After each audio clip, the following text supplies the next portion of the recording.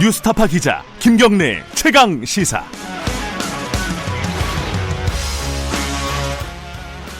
네, 김경래 최강 시사 2부 시작하겠습니다. 말씀드렸듯이 2부에서는요, 김학의 사건을 좀 자세하게 알아보도록 하겠습니다.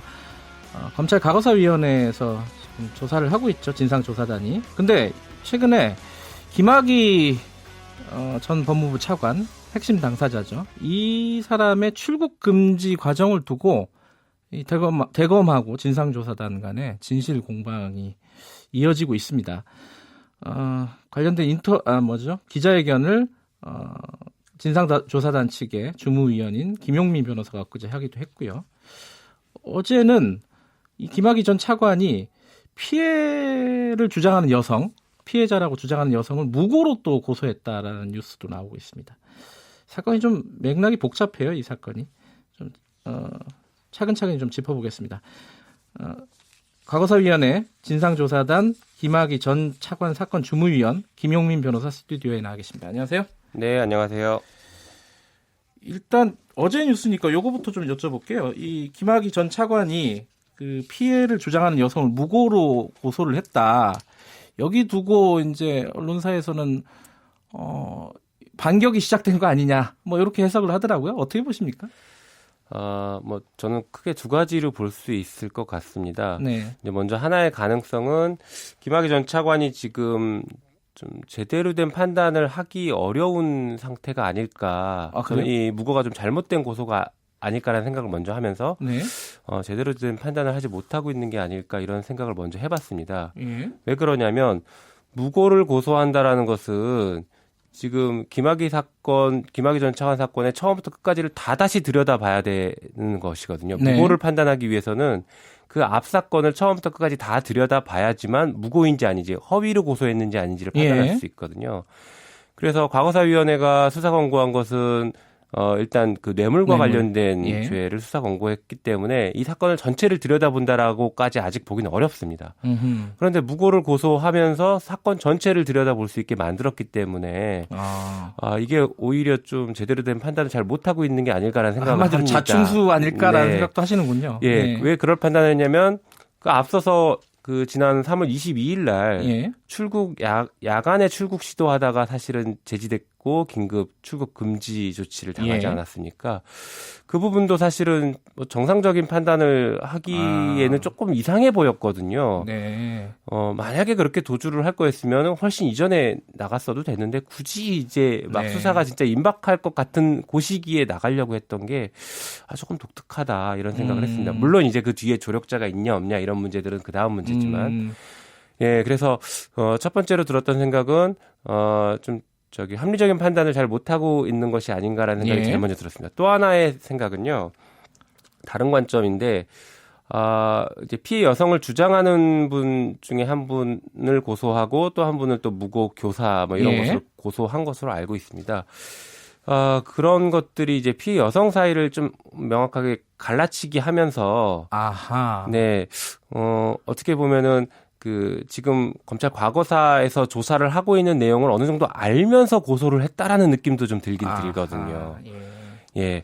그래서 저희가 어떤 조사를 지금 진행하고 있다는 걸 자세하게 말씀드릴 수는 없지만 그 조사한 포인트나 이런 것들을 보면 좀 뭔가 알면서 고소한 것 같은 느낌이 들었습니다. 그러니까 말하자면은 피해자 혹은 뭐 피해를 주장하는 여성들이 한두 명이 아니라 복수인데 그 중에 약한 고리를 김학의 전 차관이 치고 들어오는 거일 수도 있다. 네, 그렇게 보여집니다. 예, 그렇게 해석할 수도 있고요. 네, 두 가지 맞습니다. 방향으로 다 해석이 가능한데, 근데 사실상 아까 말씀하셨는데 뇌물하고 그때 이제 청와대에 관련된 수사 방해라고 할까요? 이 부분을 재수사를 권고를 한 거잖아요, 조사단이.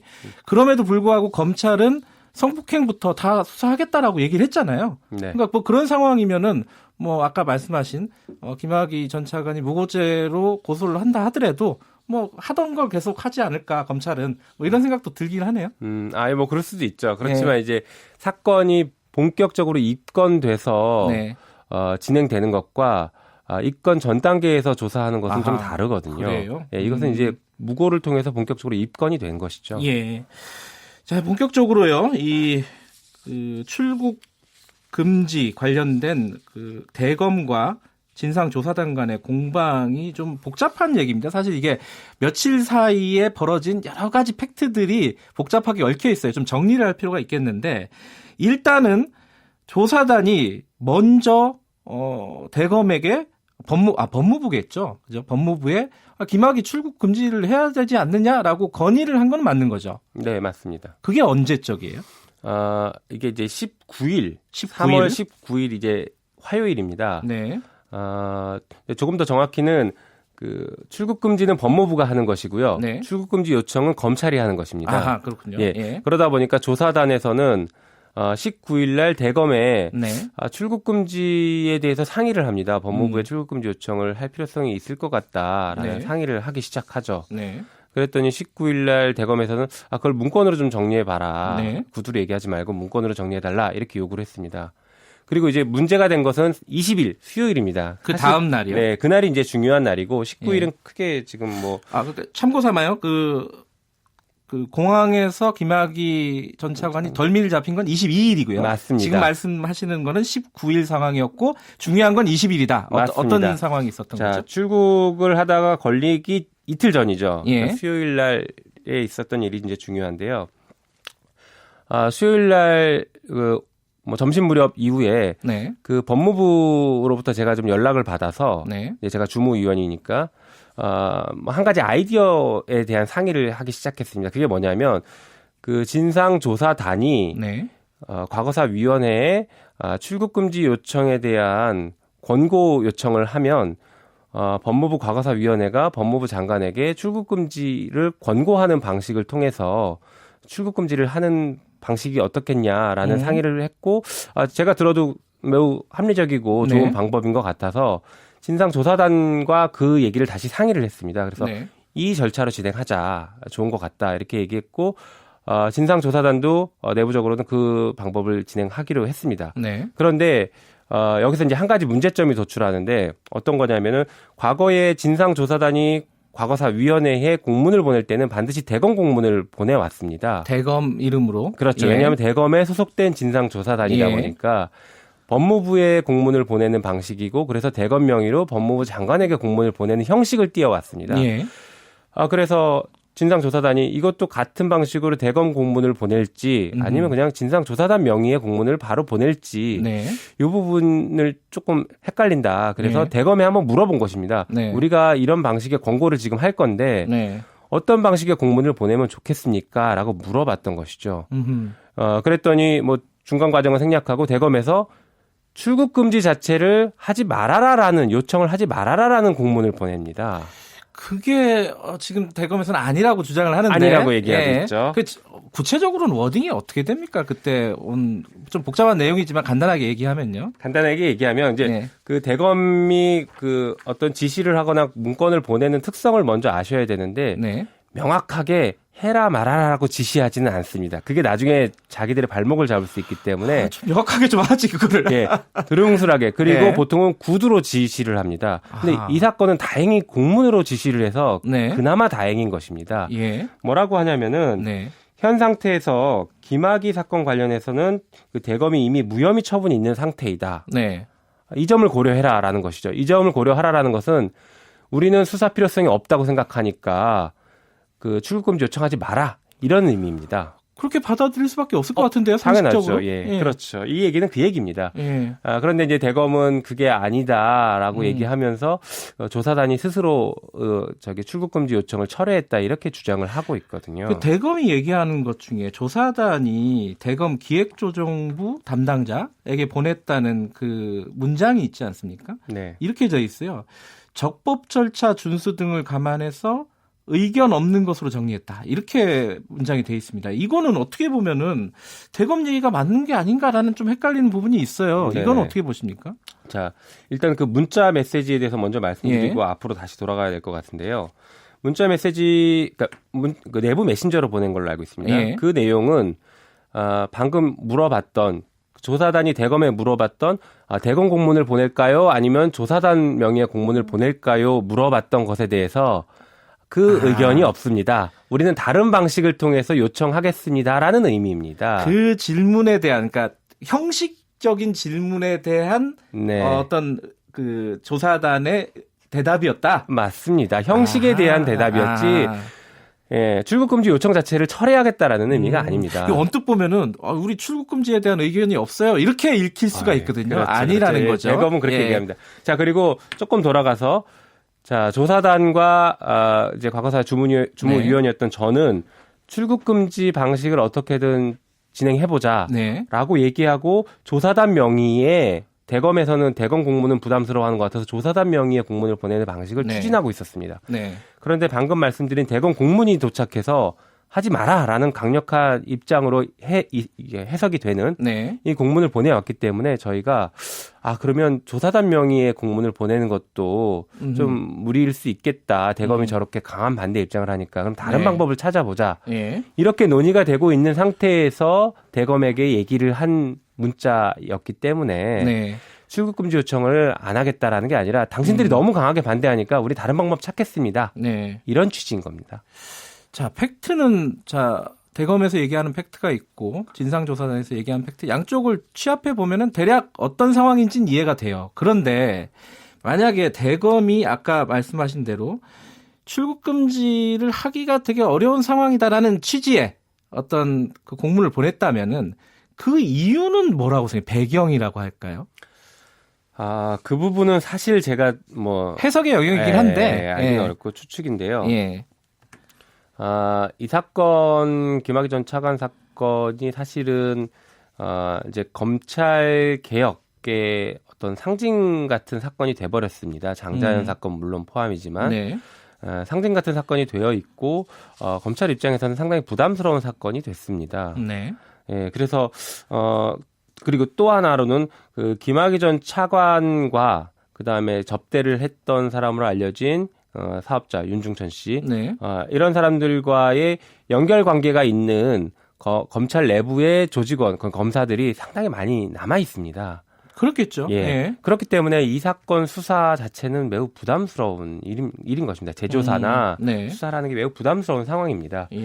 그래서 아마 그런 입장을 보인 게 아닌가 싶습니다. 그리고 여기서 중요한 것은 그러니까 과거사 진상조사단이 대검을 통해서 공문을 보낼 때 대검은 단 한 번도 이런 입장을 얘기해 본 적이 없습니다. 그 이전에는요?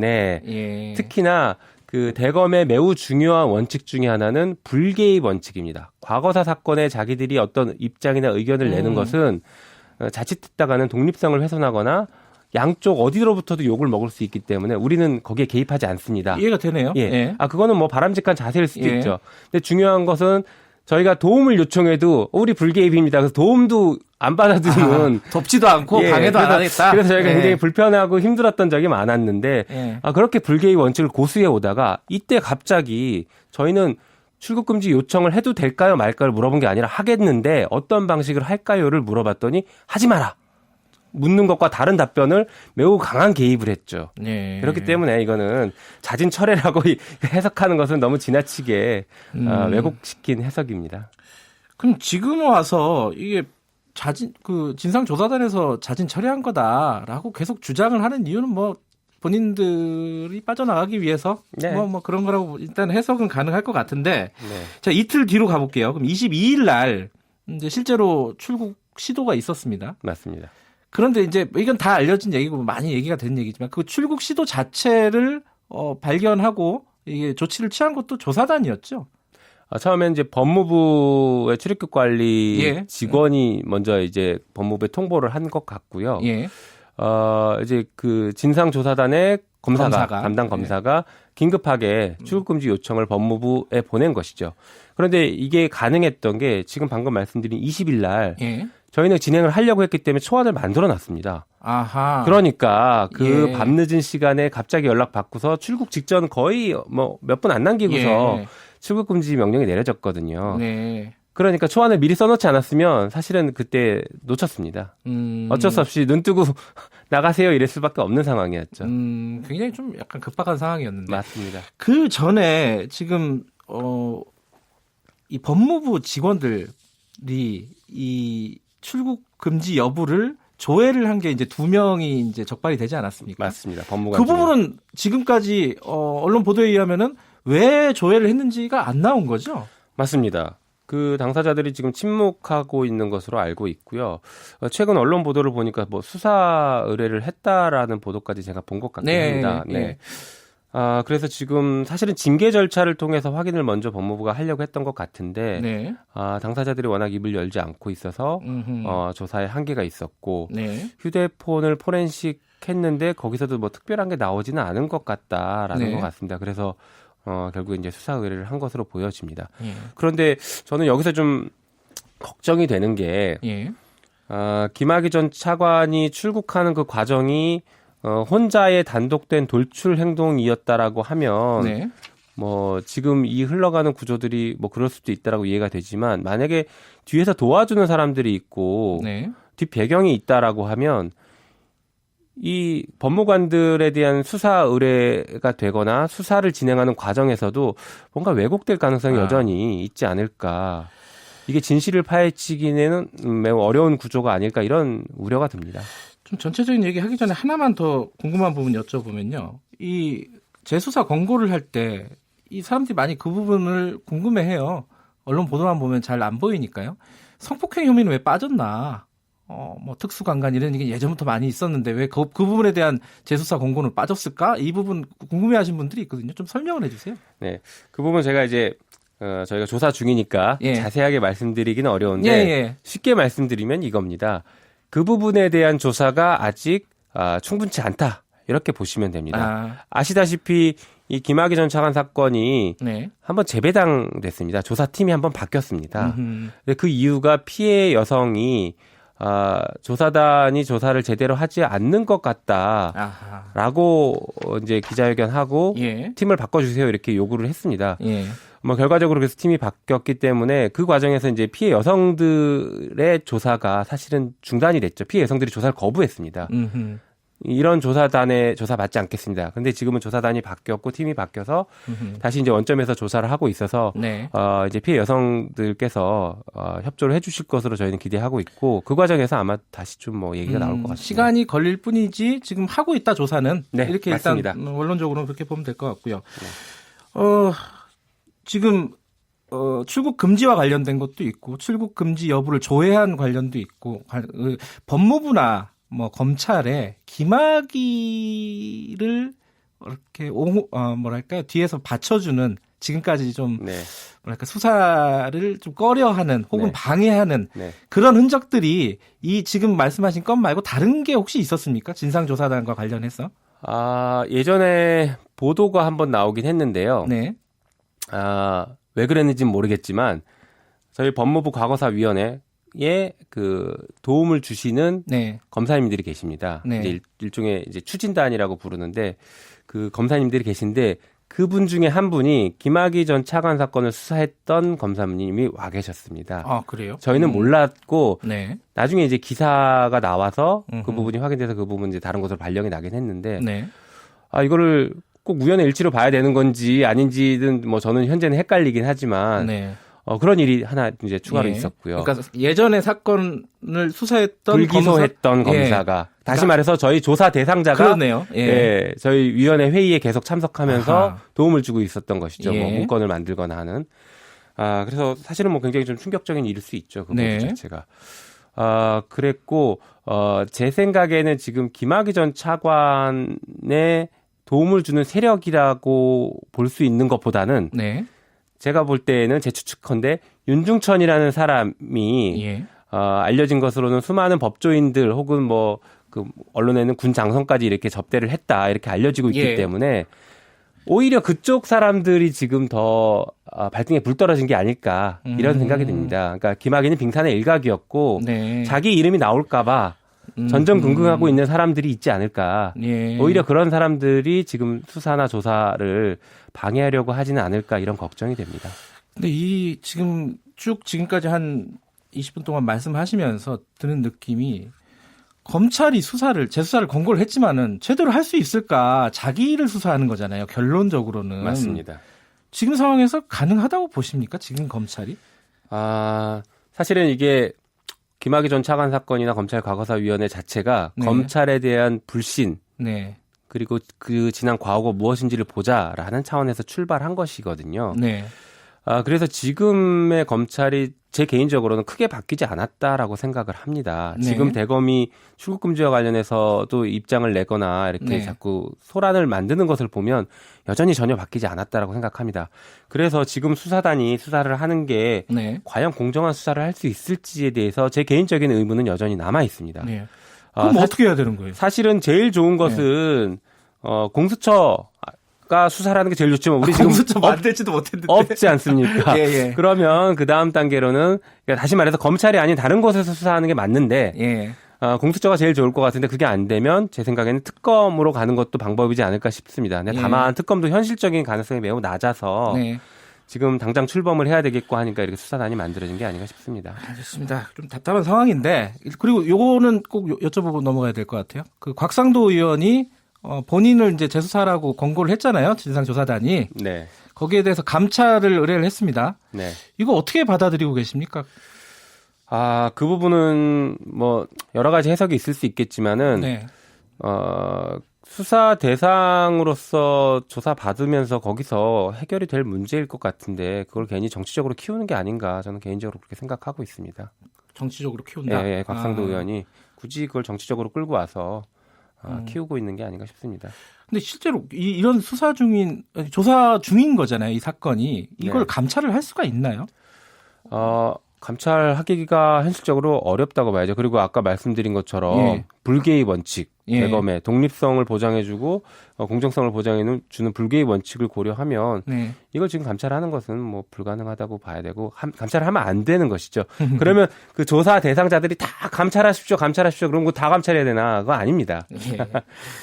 요거 간단하게 입장을 하나 듣고 마무리하죠. 그 특검 얘기 아까 말씀하셨잖아요. 제3의 어떤 기관에서 수사를 하는 게 논리적으로는 맞다라고 하셨는데 자유한국당도 특검 얘기를 하고 있어요. 김학의 사건에 대해서. 그 뭐 특검으로 갈 수 있는 거 아니냐라고 생각하는 분들도 있을 것 같아요. 어떻게 생각하십니까? 자유한국당이 특검을 얘기하시는 것은 특검을 자기네들이 추천하겠다라는 것이거든요. 네. 이게 특검의 기본 원칙에도 맞지 않고 이게 사실은 어떻게 보면은 지금 자유한국당 구성원들이 수사 대상이 될 가능성이 높은 상황인데 물론 네. 더불어민주당도 포함될 수 있겠지만 예.